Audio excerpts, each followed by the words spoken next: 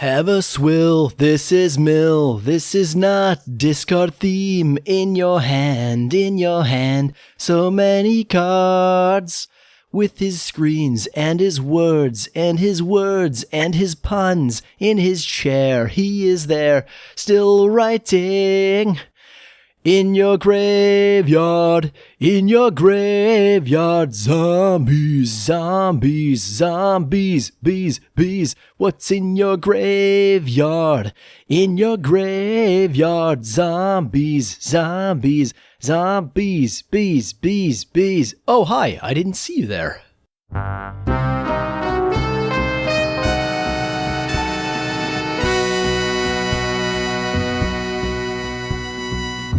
Well, now that I've taken a wonderful and somber song about horrific subject matter and treated it with complete irreverence, for which I am extremely sorry, but not quite sorry enough to stop, I'd like to welcome you to the Uncommon Commander, a YouTube channel dedicated to building janky, casual commander decks.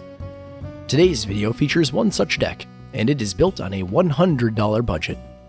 But seriously, I consider myself something of a pacifist, and Zombie is an anti-war song. To show the Cranberries the respect that they deserve, I'm leaving a link to the Zombie music video in this video's description. I for one look forward to the day that man stops being its own worst enemy. Now then, story time. On a whim, in late 2018, I purchased the Subjective Reality Commander pre-constructed deck featuring Aminatu. I knew the deck contained one of my favorite legendary creatures, Yuriko, but I didn't know much else about it.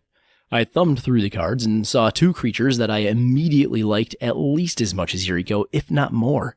Yenet, Cryptic Sovereign, and Varina, Lich Queen. Varina in particular caught my eye as a potentially cool mechanic to build a commander deck around.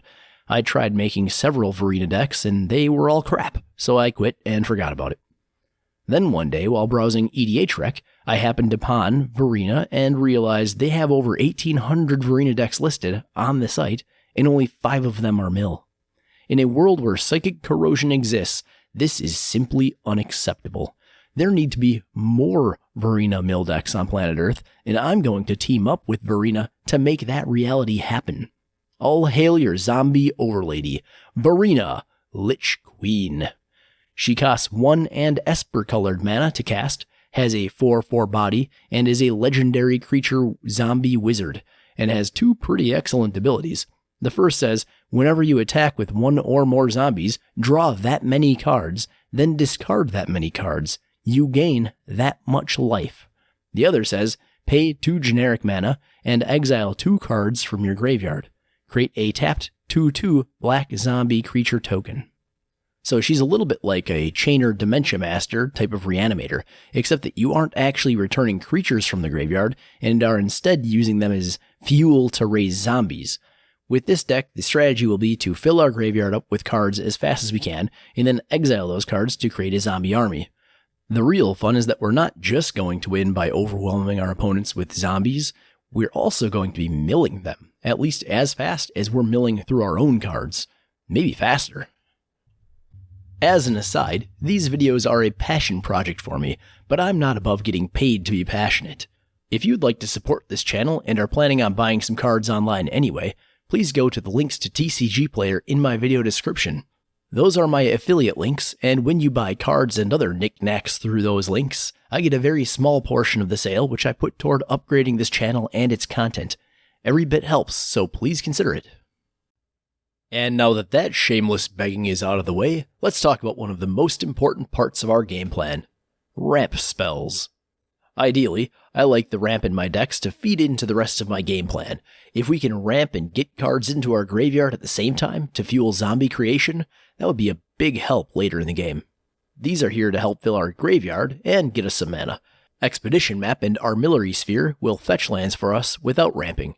For true ramp that can fill our graveyard, we have Dreamscape Artist, Milliken, Burnished Heart, and Charmed Pendant. Our traditional mana rocks are Soul Ring, Arcane Signet, Mind Stone, Prismatic Lens, Darksteel Ingot, and Skyclave Relic. We also have a mana dork, Vesper Ghoul. You'll probably notice that most of these let us play any color of mana that we want. Not to give spoilers, but that could end up being important. Some of our mill cards need to be set up before we start shooting our spells off and attacking with zombies. Some of our mill fits a theme as well, and that theme is that whenever we draw a card, mill happens. Those cards are Jace's Erasure, Psychic Corrosion, Sphinx's Tutelage, and Teferi's Tutelage. A couple other cards that do require setup but aren't on that theme are Altar of the Brood and Mind Crank. As an aside, Mind Crank has become surprisingly expensive. It's currently $5.50. And a short story here. Less than a year ago, I put together a $30 Silumgar the Drifting Death Dragon tribal deck. It was built with the restriction that each card costs less than $1. The reason I'm telling you this?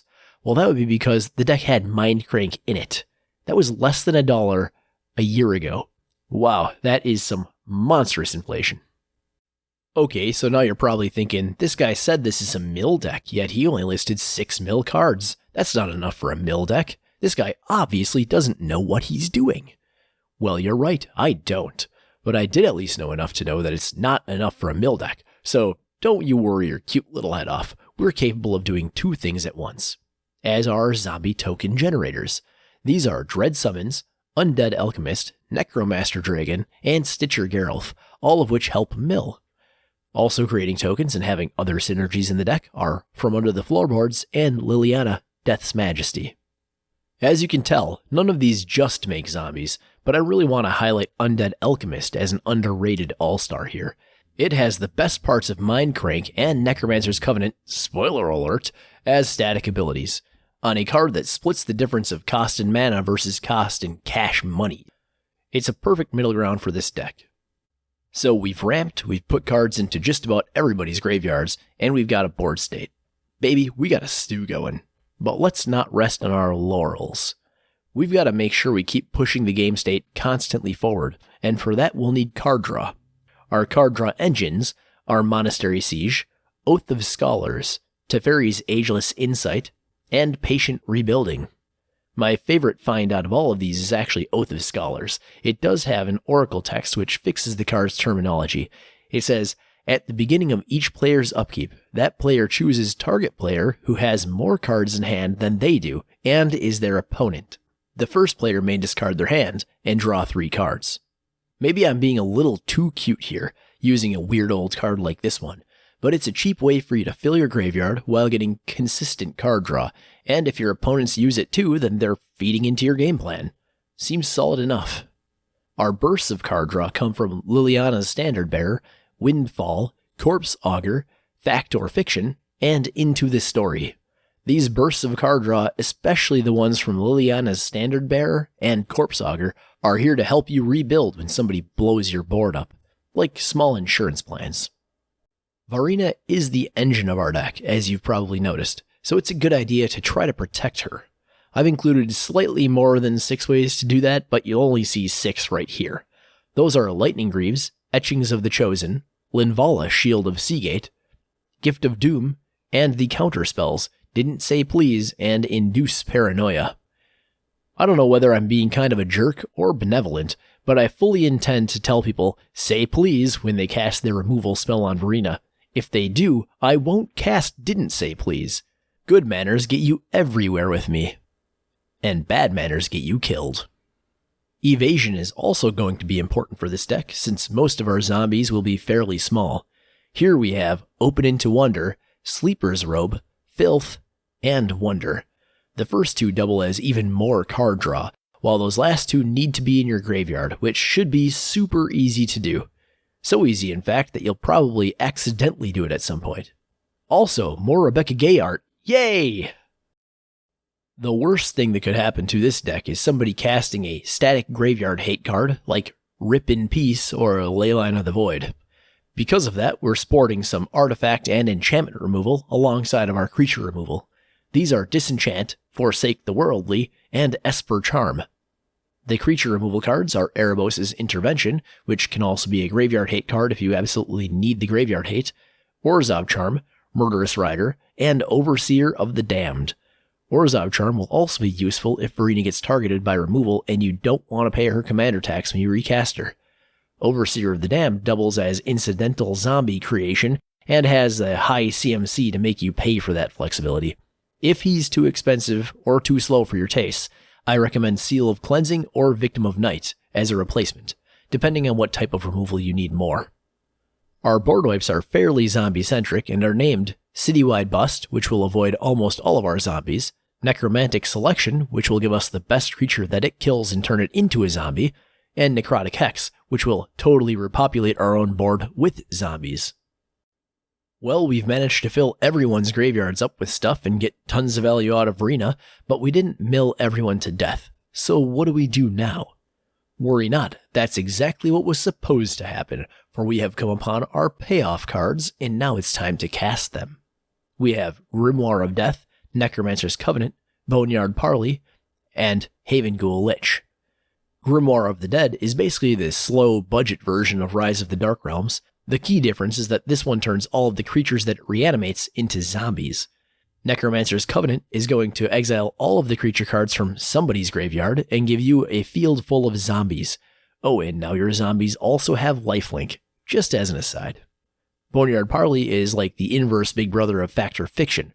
Just like with Fact or Fiction, a little politics can go a long way with this card. And Haven Ghoul Lich gives us value whenever anybody, including us, has a cool creature card in their graveyard that we want. I will note that if you have the money in your budget, the Scarab God is almost a direct upgrade. I usually only like to run about 4 to 6 tap lands in any deck I build, because having more than that can noticeably slow your deck down. If you find 2 tap lands in a single game, that is my definition of noticeable. That said, we're running 7. Or maybe 7.5, or 8, or maybe only 4. I guess it really depends on how you view them. I'll show you so that what I'm saying makes sense. Our tap lands are Arcane Sanctum, Myriad Landscape, Evolving Wilds, Terramorphic Expanse, Bant Panorama, Esper Panorama, Grixis Panorama, and Prairie Stream. So you see, you don't have to use the panoramas to actually fetch lands, and if you don't, they're just colorless lands that enter untapped. Prairie Stream also enters untapped unless it's a really early game.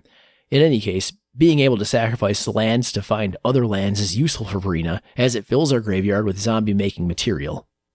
I've also tried to put some lands in that will give us our opponent's colors: Exotic Orchard, Spire of Industry, and Thespian Stage. And we have color fixing from Ash Barrens, which also works similarly to the fetch lands for our purposes, Caves of Koilos, and Command Tower. Finally, we have the pure utility lands of Nephalia's Drownyard and Scavenger Grounds. The first mills at a very mediocre rate, and the second exiles all graveyards. That's kind of a fail-safe for us. And of course, we're rounding out our land count with basic lands. Those are 9 islands, 4 plains, and 7 swamps. I have decided upon an additional segment today because there were a lot of cool cards that got cut from this deck in getting it down to a $100 budget. You can consider these the honorable mentions or compelling upgrades. First up, we have Field of the Dead. That didn't make it due to cost in dollars and that reason alone. Elhammer's Archive is next. That doubles just about everything we care about doing. It's just too expensive in terms of real cash again. Sanguine Bond is one that I found would be cool in a different type of deck. I decided not to run life gain synergies though, as it dilutes the mill theme. Anointed Procession? Well, you know, if it didn't cost $20. And this has been Honorable Upgrades and Compelling Mentions. Wait, that's not quite right. And with those honorable mentions out of the way, I'll have to tell you, I purposely left 5 cards out of the deck tech so far, so that I can highlight them in this final portion of the video, a segment that I have named The Final Countdown! Today's Final Countdown is going to feature cards that have the highest impact compared to their costs that are not win conditions all on their own. Is that a specific enough criteria for you? Number 5 on our list is a handy little 1-mana enchantment named Graph Harvest. It's meant to be a redundancy for Varina in case she gets removed permanently. Of course, it's not an exact replacement. It creates zombies in a similar way to Varina, but the card exiled has to be a creature card, and the ability costs twice as much mana as Varina, although half as many cards. But then it's also harder to remove than Varina, and it makes all of your zombies much more difficult to block. All in all, it seems a fair trade-off, and good enough for number 5. Now, do you remember how Anointed Procession would be a great card in this deck but costs too much to fit our budget? Well, at number 4, we've got an alternative. Tormod the Desecrator will make us an additional zombie each time we use Varina to make a zombie, making this a 33-cent token doubler in our deck. Not too shabby. Number 3 on this list is a 3-mana zombie. It's also a zombie token creator. Oh, and it also life drains and mills people. All this on one card. The card is Lich Lord of Unks, and it does it all. A real Swiss Army knife of a zombie. Number 2 is a value engine for us, and a sizable zombie itself. That card is Bone Miser. We'll be doing a lot of discarding with Varina, and this will get us value for each card we do discard. With Varina, you'll turn that card you didn't really need into cards that you do need, and then with Bone Miser, you'll still get value out of each of those cards you didn't need. Our number 1 card on this list is one that I almost want to cut, since I hate shuffling my deck. But it's so powerful and budget and only 3 mana that I had to keep it around. That card is Archmage Ascension. In a lot of decks this could be hard to power up, but in a Varina deck you should be adding a quest counter to it each turn. People will try to remove it when the counters reach somewhere around 4 to 6, so be ready for that. But if this sticks and you attack with Varina and let's say just 2 other zombies, you'll get to search your library for 3 cards that you need most. And you get to use it that way every turn that you attack with Varina in play. This is unquestionably powerful, easily repeatable, and completely fixes the game in your favor. Yeah, that seems like just about all of the qualifications that I could ask for out of the number 1 card in this deck. So when your friends groan later about you playing Magic the Shuffling, be sure to tell them, Uncommon Commander says, you're welcome. Alright, if you're new here and we're just passing through, I'd love it if you'd please consider clicking the like and subscribe button so that you can catch some of my future content. This channel is growing, and I don't intend on slowing. So if it's for great deck techs you're trolling, worry not, that's what I'm sowing. That and crappy rhymes. And if you're old here, please don't click the unsubscribe button, but do click that thumbs up icon. Thank you. Also, just a bit of news, I have recently reached the 500 subscriber milestone. That means I need to get going on setting up a Patreon, as I intended to have it up by the time I hit 500. Once it's up, I'll be sure to let you know if you're interested. Heck, I'll let you know even if you're not. And with that, I bid you adieu.